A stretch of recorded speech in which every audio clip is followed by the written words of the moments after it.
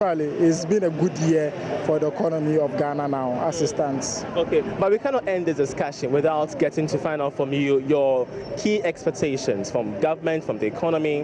What are they?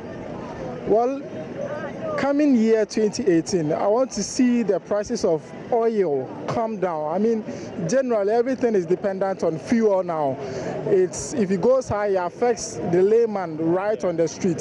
So if it comes down, things will lower a little bit and people will be more convenient doing transactions and whole kind of stuff. So the prices of fuel are expected to come down so that the economy will be free. And then secondly, also, interest rates, I expect them to come down. All right, many thanks. So that was one of the concerned, citizens there expressing to us what they expect from the economy next year.